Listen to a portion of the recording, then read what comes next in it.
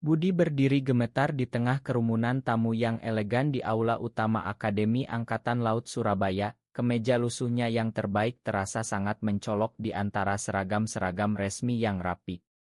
Saat matanya bertemu dengan pandangan Laksamana Hasan yang berdiri gagah di panggung utama, jantungnya seolah berhenti. Pria yang pernah menjadi segalanya baginya 25 tahun lalu kini adalah komandan yang akan melantik putranya sendiri. Dan rahasia cintanya yang terlarang selama ini terancam hancur dalam sekejap.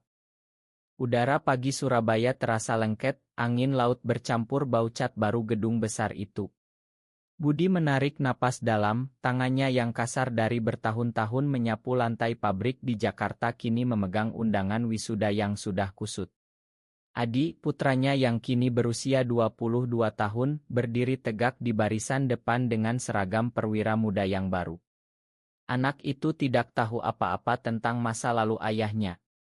Budi telah menjaganya sejak kecil, setelah ibunya pergi meninggalkan mereka karena tidak tahan dengan desas-desus tetangga di kampung kecil Jawa Timur. "Ayah, kamu datang sendiri lagi ya?" tanya Adi tadi pagi di telepon, suaranya penuh harap tapi juga sedikit kecewa. Budi hanya tertawa kecil, "Ayah kan selalu ada untukmu, nak. Tapi hari ini berbeda."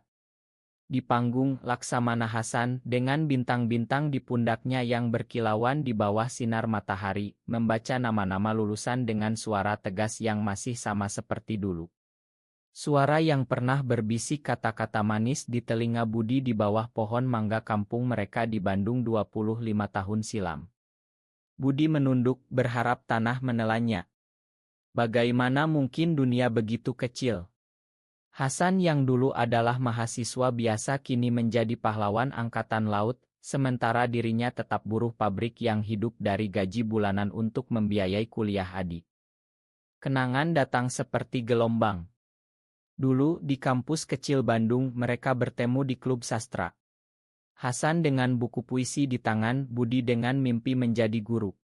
Malam-malam mereka menghabiskan waktu di kamar kos sederhana, berbicara tentang masa depan, tentang cinta yang tidak bisa mereka teriakkan di depan orang tua yang konservatif.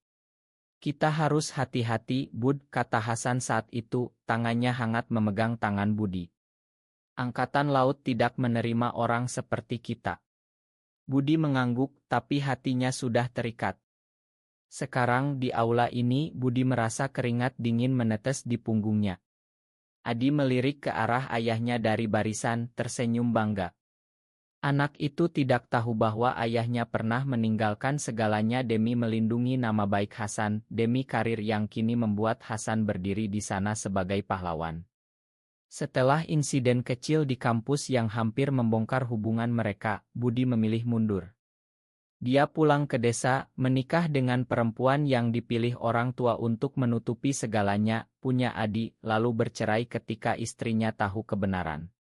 Sejak itu Budi sendirian bekerja keras di pabrik, menyembunyikan siapa dirinya demi Adi bisa hidup normal. Upacara berlanjut. Laksamana Hasan turun dari panggung untuk menyerahkan penghargaan. Matanya menyapu kerumunan berhenti tepat pada Budi. Untuk sesaat, dunia seolah berhenti.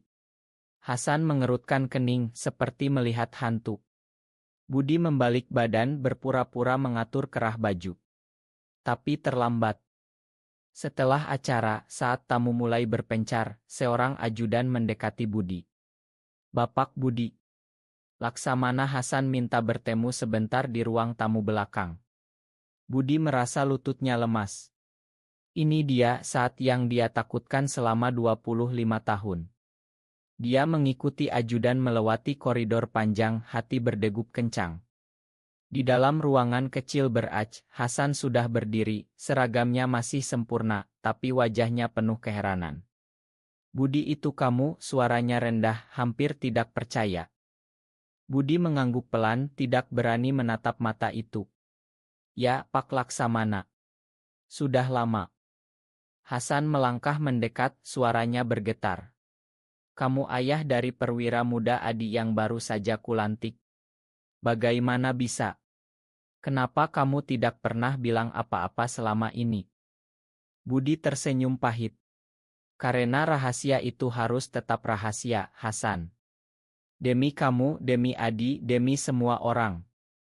Malam itu, di hotel sederhana dekat pantai Surabaya, Budi duduk di tepi tempat tidur, memandang foto Adi kecil di ponselnya.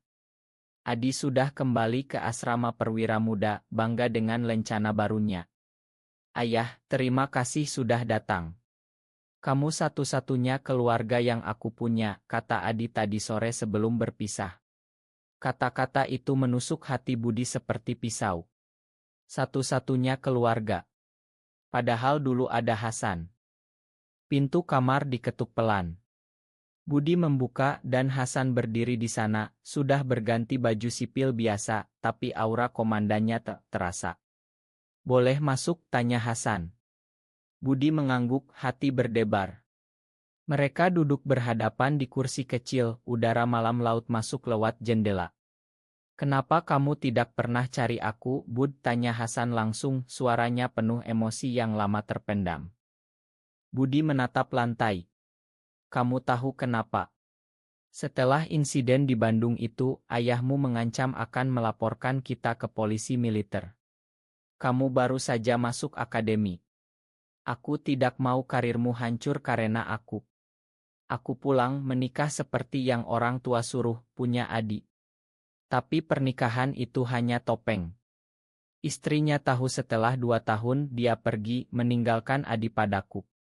Sejak itu aku sendirian di Jakarta, kerja di pabrik, membersihkan lantai malam hari supaya bisa bayar sekolah Adi. Hasan mendengarkan, wajahnya semakin pucat.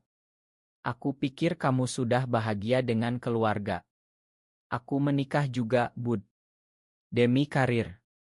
Punya 2 anak sekarang. Tapi setiap malam aku ingat kamu. Rahasia yang kamu sembunyikan itu bukan hanya identitasmu. Itu cinta kita.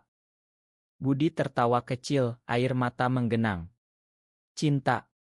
Di Indonesia ini, cinta seperti kita hanya bisa disembunyikan. Aku lihat kamu naik pangkat jadi laksamana. Aku bangga, Hasan. Tapi aku juga sakit. Adi sekarang perwira angkatan laut, sama seperti mimpimu dulu.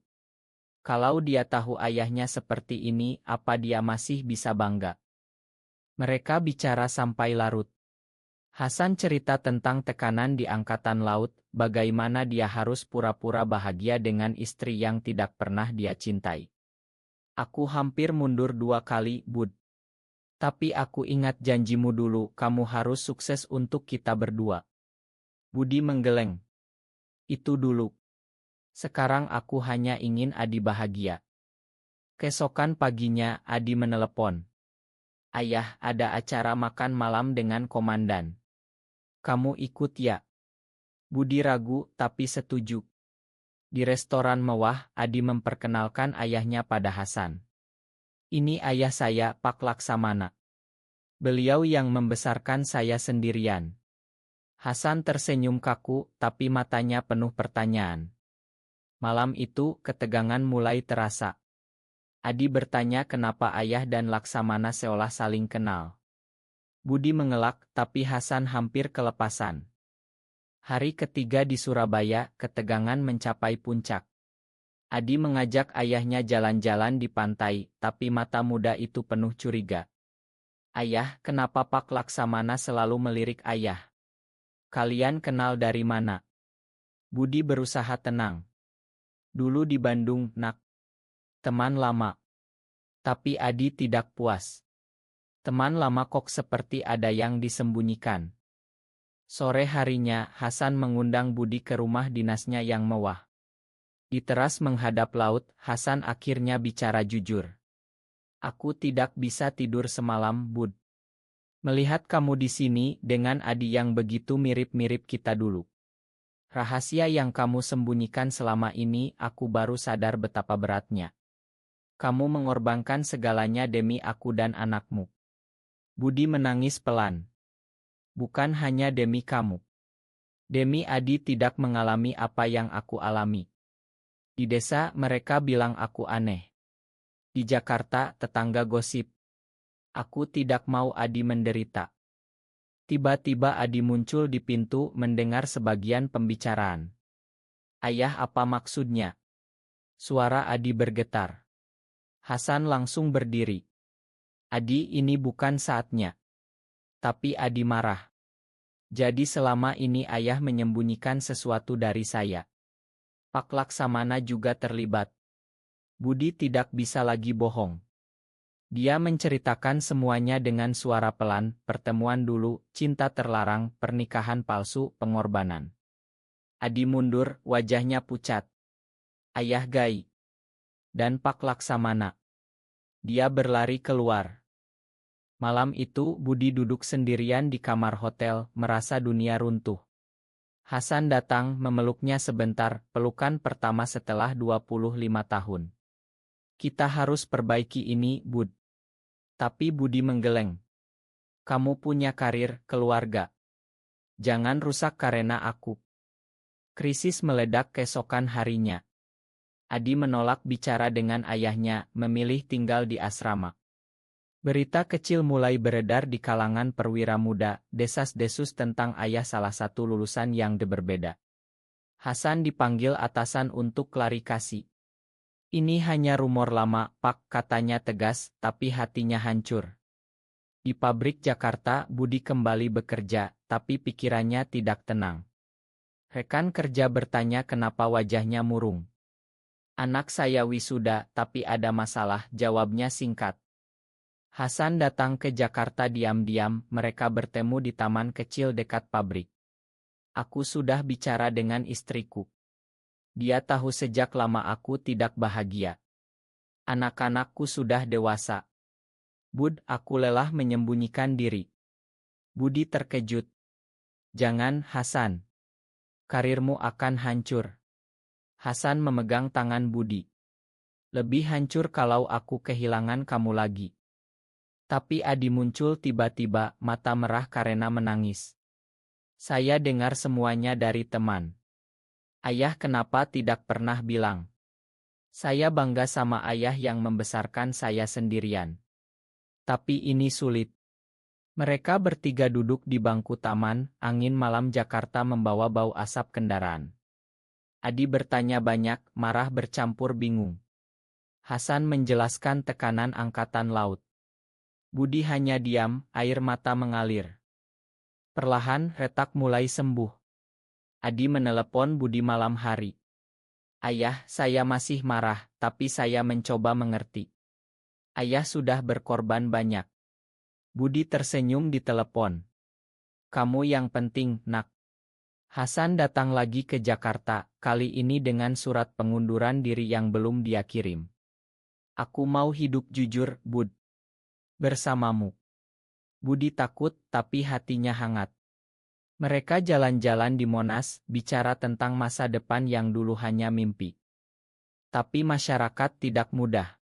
Tetangga Budi mulai gosip lagi setelah melihat Hasan datang. Adi mendapat tekanan dari rekan perwira. "Ayah saya hanya manusia biasa," jawab Adi tegas suatu hari. Itu menjadi titik balik. Adi mulai mengunjungi ayahnya lebih sering, belajar menerima. Hasan dan Budi bertemu diam-diam, belajar lagi saling percaya. 6 bulan kemudian, di pantai kecil Parangtritis, Budi dan Hasan berdiri berdampingan melihat matahari terbenam. Adi datang bersama pacarnya yang baru, tersenyum.